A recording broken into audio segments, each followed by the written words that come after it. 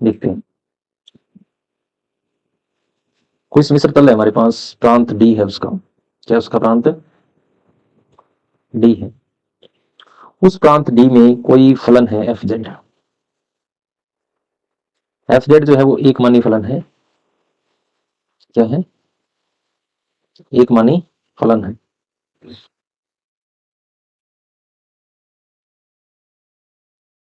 एक मानी फलन है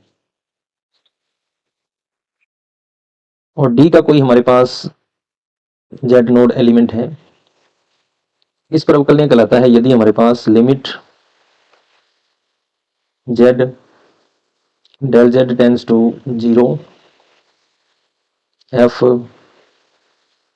Z naught plus del Z minus F Z naught upon del Z equal to unique value कोई exist कर रही हो।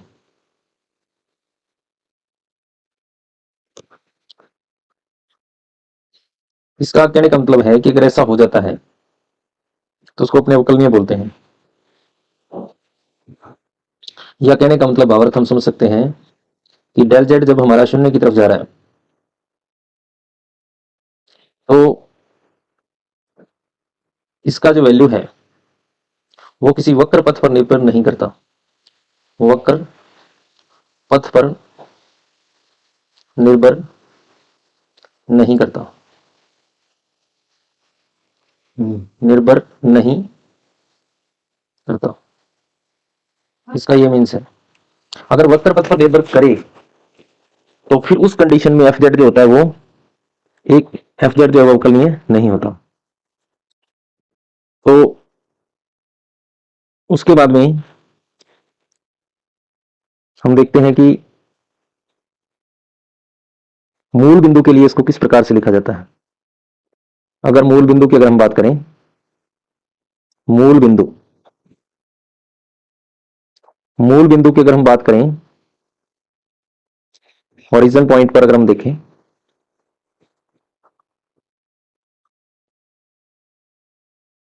ओरिजिन पॉइंट पर क्या होता है, इस प्रकार से लिखा जाता है इसको F dash zero limit Z tends to zero F Z minus F zero upon Z. मूल बिंदु के लिए हमारे पास ये डेफिनेशन है, ये फॉर्मूला है। तो अब हम आते हैं इसके क्वेश्चंस पर। सबसे जो पहला हमें क्वेश्चन दिया गया यहाँ पे वो है F Z.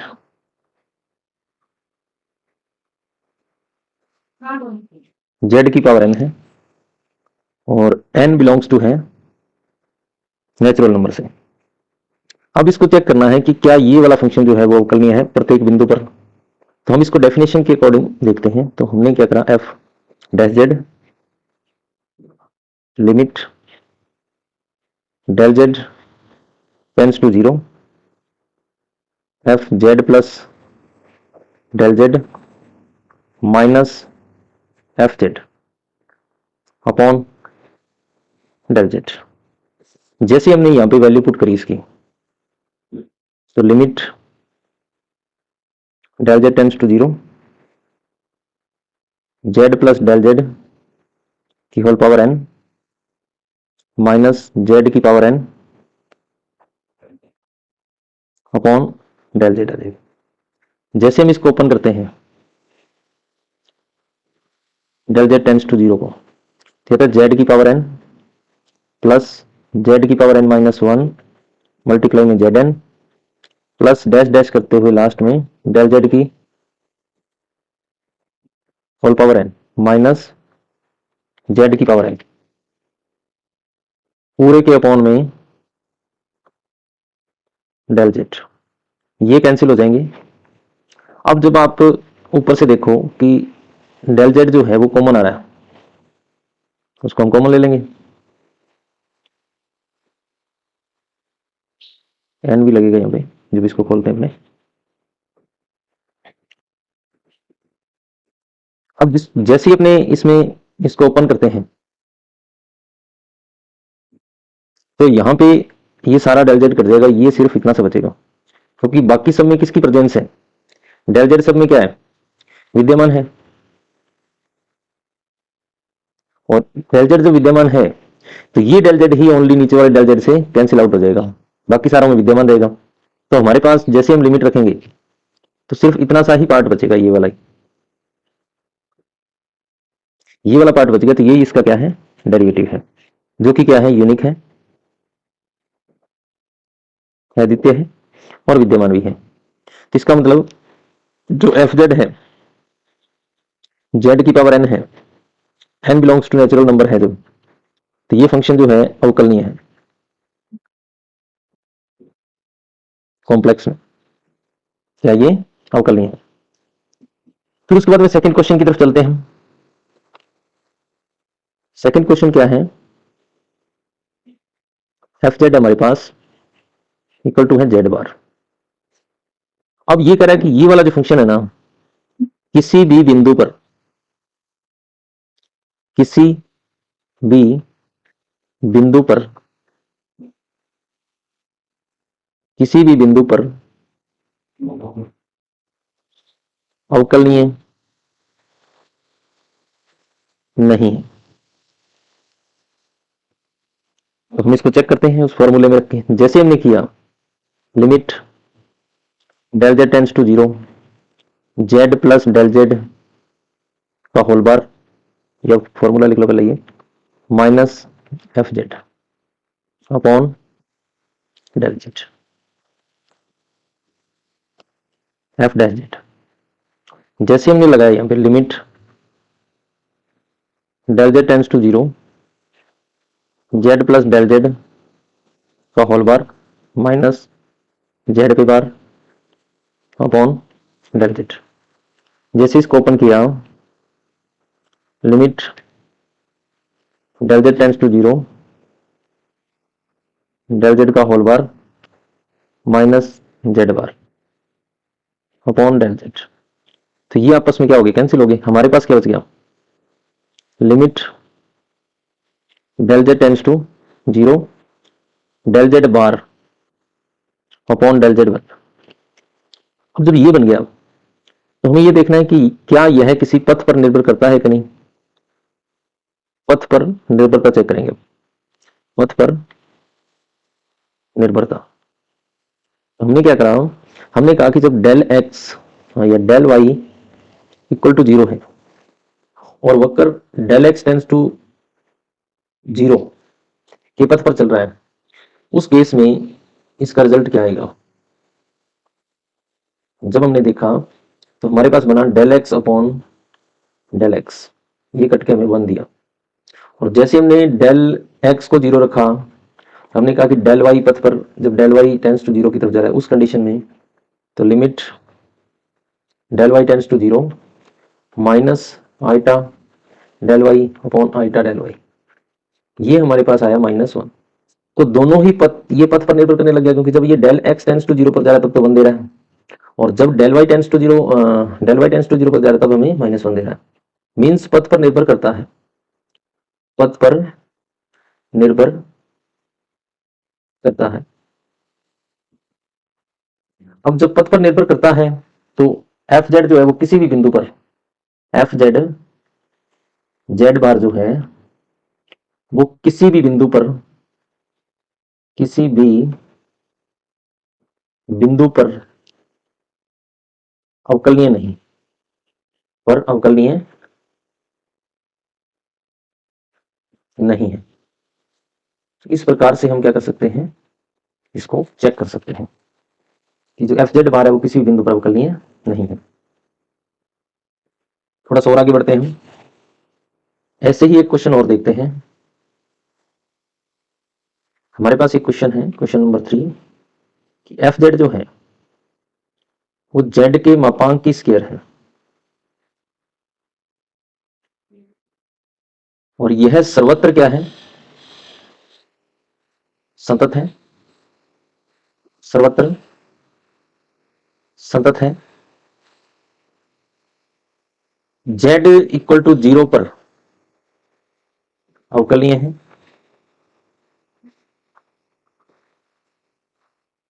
z equal to 0 पर अवकलनीय है, और किसी भी बिंदु पर, और किसी भी बिंदु पर, किसी भी बिंदु पर अवकलनीय नहीं है। ये हमारे पास क्वेश्चन है।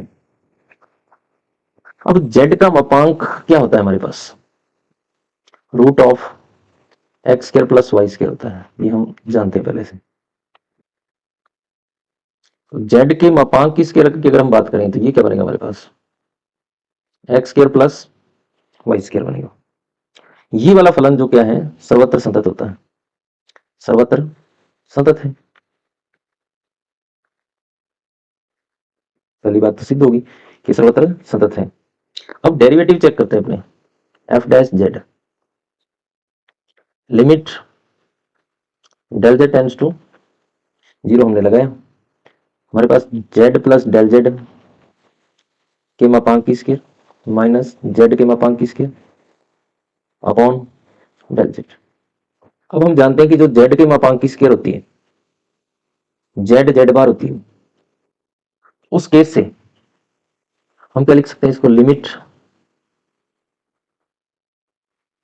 Del Z tends to 0, Z plus del Z,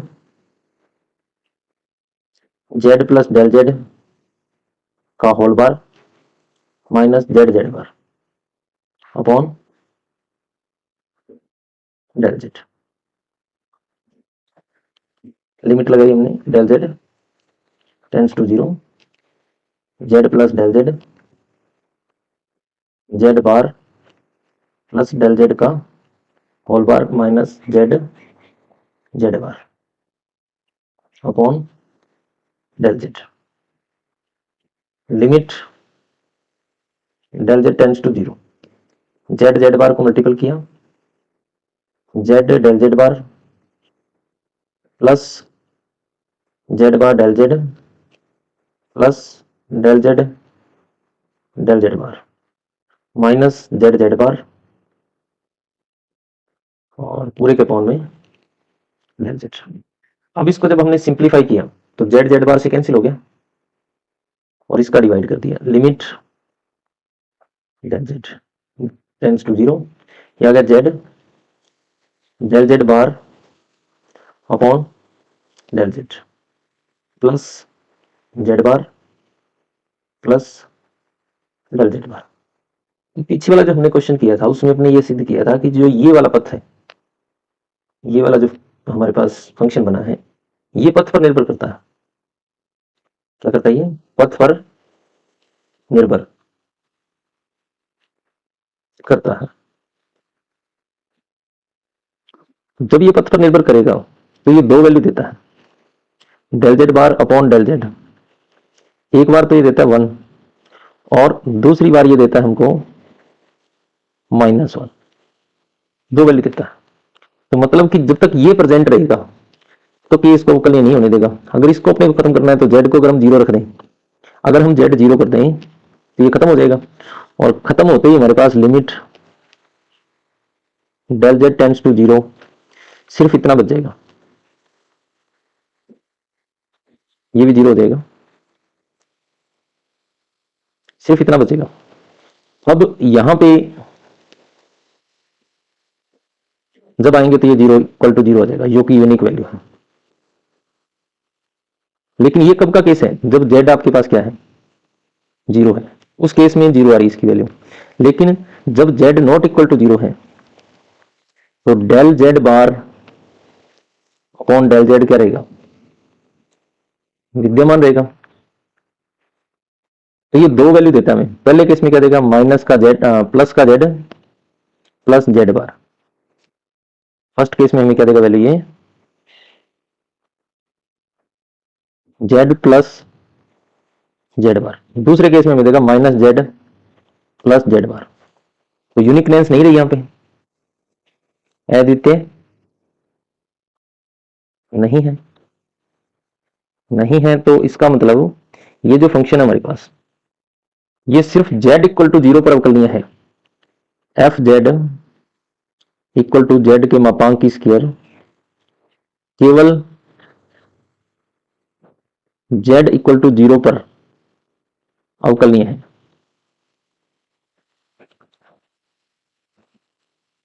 zero पर अवकलनीय है और किसी पॉइंट पर अवकलनीय नहीं है।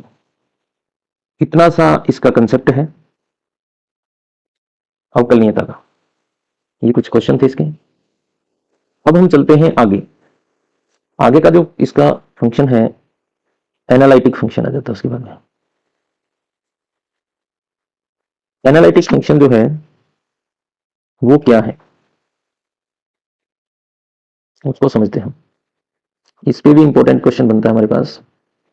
इसको हिंदी में बोल देते हैं विश्लेषिक फलन। क्या बोल देते हैं? विश्लेषिक फलन। विश्लेषिक फलन क्या होता है?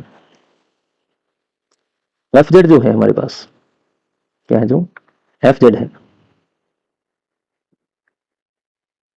ये जेड 0 पर विश्लेषिक कहलाता है। किसी पॉइंट पर विश्लेषिक कहलाता है यदि एफ जेड जेड 0 के कम से कम एक प्रतिवेश में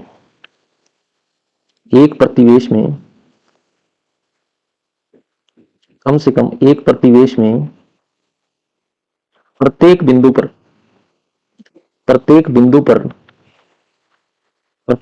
पर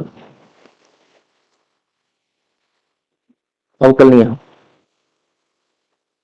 डेफिनेशन क्लियर कि एफ जेड जो है विश्लेषिक कब होगा, एनालिटिक कब होगा? एनालिटिक फंक्शन होगा फंक्शन एट जेड 0 यदि इसके एक प्रतिवेश में नेबरहुड में जेड 0 का एनबीडी जो आएगा हमारे पास, नेबरहुड जो आएगा में क्या हो, अवकलनीय हो। सिंपल सी डेफिनेशन ये बनती है। अब जो विश्लेषिक फलन होता है उसके दूसरे क्या क्या नाम है हमारे पास? इसको हम होलोमॉर्फिक फंक्शन भी बोलते हैं। Holomorphic function, holomorphic function, holomorphic function भी हम इसको कहते हैं।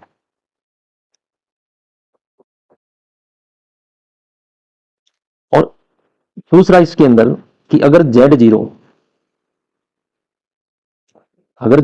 पर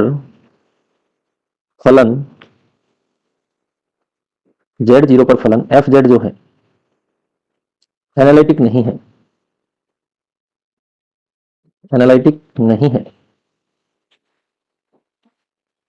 है तो एफ जेड जो है, एफ जेड का जेड 0 विचित्र बिंदु कहलाता है, सिंगुलर पॉइंट कहलाता है। क्या कहलाता है? Singular point.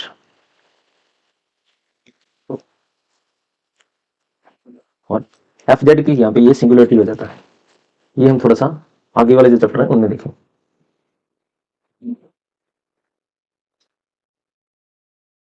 अब हम कुछ फंक्शंस पे बात करते हैं। एग्जाम्पल की अगर हम बात करें, जैसे हम एफ जेड स्क्वायर की बात करें, ये एनालिटिक फंक्शन है, चेक करने की जरूरत नहीं है। ये क्या है? एनालिटिक फंक्शन है, क्योंकि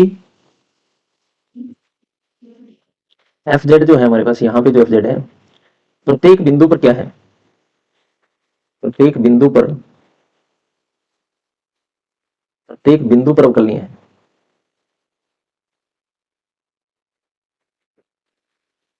ये प्रत्येक बिंदु पर क्या है? अवकलनीय है। उसके बाद में कोई भी बहुपद है, समिश्र बहुपद, समिश्र बहुपद जो होगा, समिश्र बहुपद विश्लेषिक फलन होता है, यानी एनालिटिक फंक्शन होता है।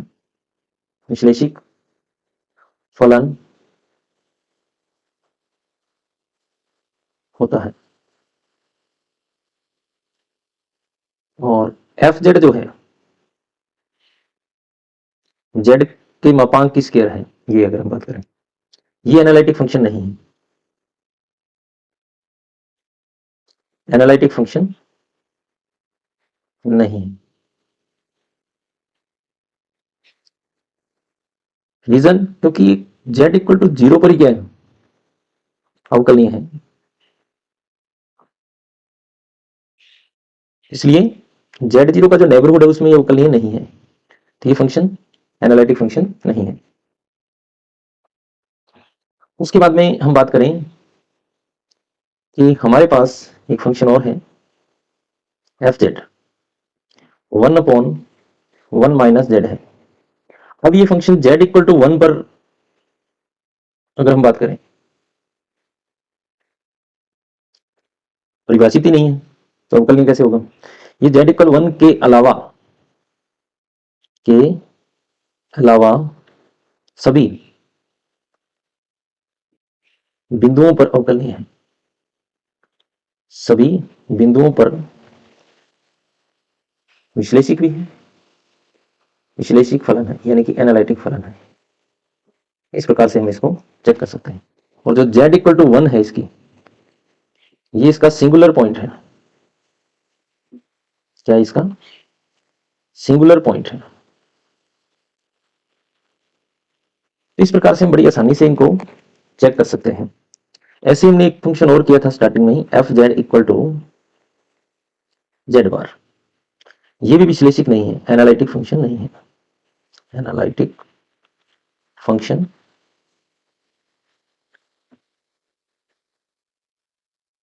नहीं है।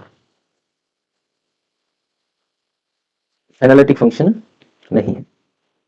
इस प्रकार से हम क्या कर सकते हैं, इनको चेक कर सकते हैं कि ये एनालिटिक फंक्शन है या नहीं। अब बात आती है इसकी, एक इसका रिजल्ट है, उस रिजल्ट के अकॉर्डिंग हम इसको और आसानी से ज्ञात कर सकते हैं। रिजल्ट क्या है हमारे पास? रिजल्ट की अगर हम बात करें तो जो रिजल्ट है हमारे पास,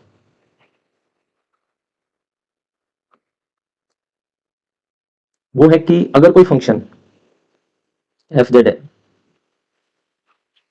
एफ जेड अगर एनालिटिक है, एनालिटिक फंक्शन है,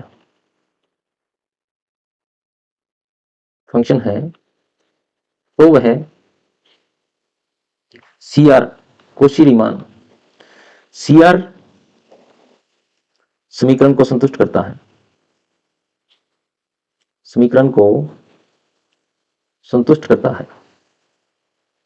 ये एक रिजल्ट के तौर पर अगर आप याद रखें तो बहुत आपके काम आएगा। संतुष्ट करता है अगर एनालिटिक फंक्शन है। अब सी आर क्या है? सी आर का हमें ध्यान रखना है कि सी आर क्या होती है।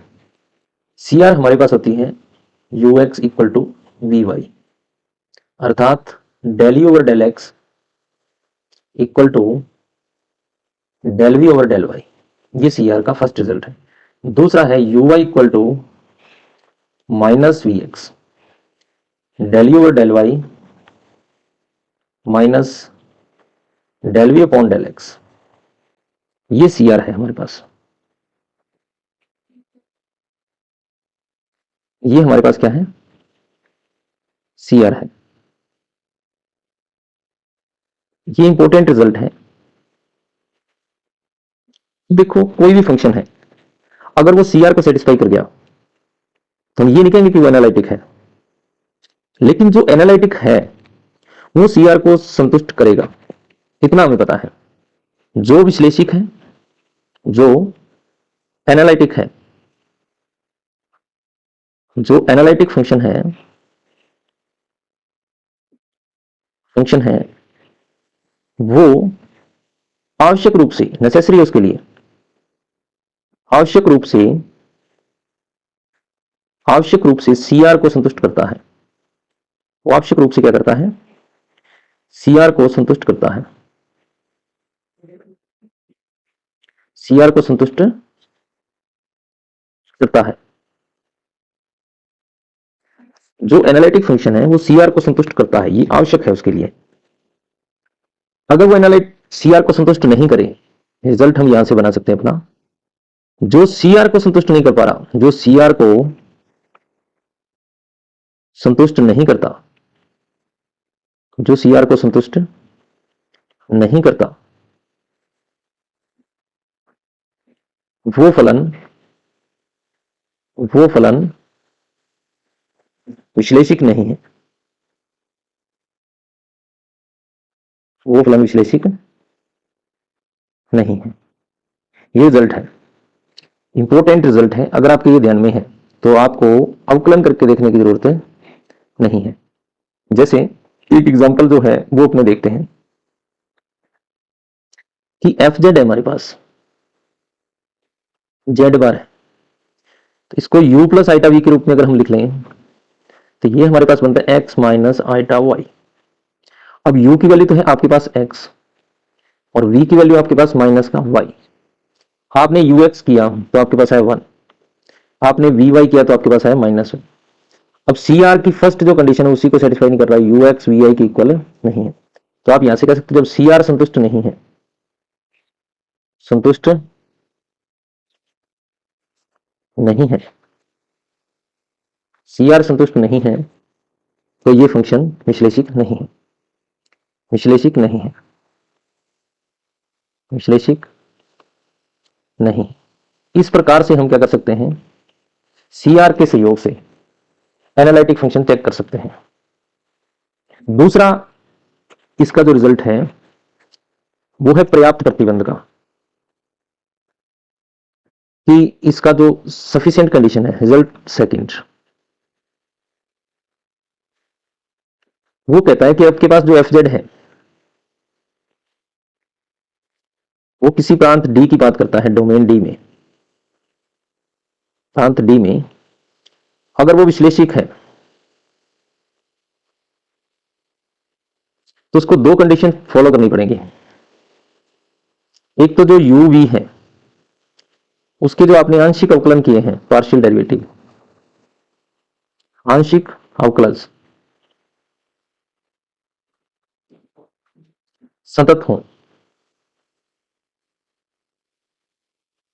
ठीक है। दूसरा सीआर संतुष्ट हो, यह पर्याप्त प्रतिबंध है, सीआर क्या हो, संतुष्ट हो। अगर ऐसा हो जाए तो विश्लेषिक हो जाएगा वो। उसके बाद में जो कोशी रीमान समीकरण है, Cauchy Riemann, Cauchy Riemann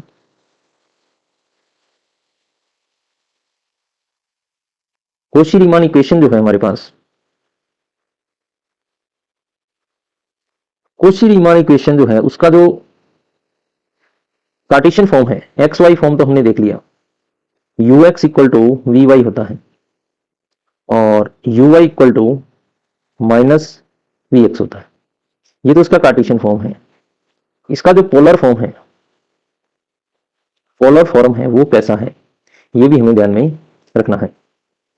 polar form में u r equal to 1/r v theta और u theta equal to -r v r. ये इसका क्या है, पोलर फॉर्म है। ये भी आपको ध्यान में रखना है। कई बार डायरेक्ट क्वेश्चन यहां से आता है, डायरेक्ट ही क्वेश्चन बन जाता है यहां से, इसी को पूछ लेता है कोशी रीमान समीकरण जो है उसका पोलर फॉर्म बताइए, तो हमारे लिए बताना क्या हो जाता है, वहां पे इजी हो जाता है कि हम बता देते हैं। अब बात आती है इसके क्वेश्चंस की, इसके क्वेश्चंस कैसे रहते हैं, उन क्वेश्चंस को हम देखते हैं और फिर आगे का हम डिसीजन लेंगे कि किस प्रकार से इसके क्वेश्चन हमारे पास यहाँ पे चलेंगे। जैसे फर्स्ट ही क्वेश्चन है इसका, क्वेश्चन नंबर 1, एफ जेड हमें दिया हुआ है, जेड की क्यूब लिखा हुआ है, जेड की क्यूब लिखा हुआ है और हमें पता है ये बहुपद है। क्या ये बहुपद है? और जो बहुपद होते हैं वो क्या होते हैं? विश्लेषिक होते हैं। चेक करने की वैसे जरूरत है आपको, विश्लेषिक होते हैं बहुपद। और इनका अवकलन भी मैंने आपको करके दिखाया था शुरू शुरू में जब अपने इसको स्टार्ट किया था। तो इन पे अपने को टाइम वेस्ट नहीं करना। जैसे जेड की पावर एन का मैंने आपको दिखाया था, तो एफ डैश जेड जो होता है वो हमारे पास होता है एन जेड की पावर एन माइनस 1। जब एन नेचुरल नंबर हो उस केस में ये अवकलन इसका ये होता है। और ये प्रत्येक बिंदु पर क्या होते हैं? विश्लेषिक होते हैं। इस प्रकार के क्वेश्चनों में हमें टाइम वेस्ट नहीं करना है। दूसरा हमारा क्वेश्चन है क्वेश्चन नंबर 2, वो कहता है कि एफ जेड है हमारे पास, और एफ जेड है क्या? एक्स वाई है प्लस आल्टा वाई है, ये हमारे पास है। इस क्वेश्चन को हमें बताना है कि विश्लेषिक है या नहीं। तो वैसे अगर इस फंक्शन को देखें तो ये सर्वत्र संतत तो है। सर्वत्र क्या है? संतत है। सर्वत्र संतत है। u इक्वल टू हमारे पास एक्स वाई है, v इक्वल टू हमारे पास है y। सी आर चेक करते हैं अपने इसका, यू एक्स हमने निकाला तो हमारे पास आ रहा है y, वी वाई हमने निकाला तो हमारे पास आ रहा है x, वी वाई जब हम निकालेंगे तो हमारे पास आएगा 1, वी वाई जब हम निकालेंगे तो हमारे पास कितना आएगा? 1 आएगा।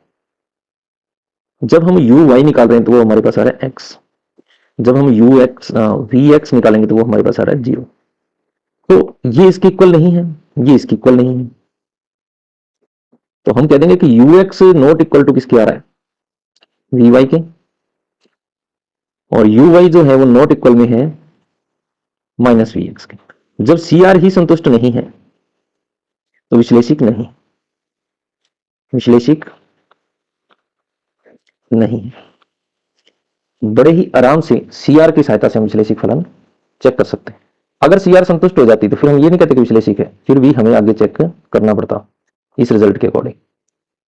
अगर सी आर संतुष्ट हो जाए और साथ में उसके अवकलज आंशिक अवकलज हैं वो संतत हों, उस केस में वो क्या होता है? विश्लेषिक फलन होता है। तब उस रिजल्ट को आगे कैरी फॉरवर्ड हम कर लेंगे। उसके बाद में नेक्स्ट क्वेश्चन की अगर हम बात करें, एफ जेड इक्वल में ई की पावर जेड है, ये एक्सपोनेंशियल फंक्शन है, ये विश्लेषिक फलन होता है। चेक करने को आप कर सकते हैं, वैसे याद रखने को आप याद रख सकते हो। ये विश्लेषिक फलन है, प्रत्येक बिंदु पर ये अवकलनीय है। और इसका जो डेरिवेटिव है वो भी ई जेड का ई जेड ही होता है। चेक कर सकते हो आप, वैसे याद रखना याद रख सकते हैं। तो इस प्रकार से आज हमने काफी सारे क्वेश्चन इसके देखे। नेक्स्ट लेक्चर में अपने इसको कंटिन्यू करेंगे। धन्यवाद।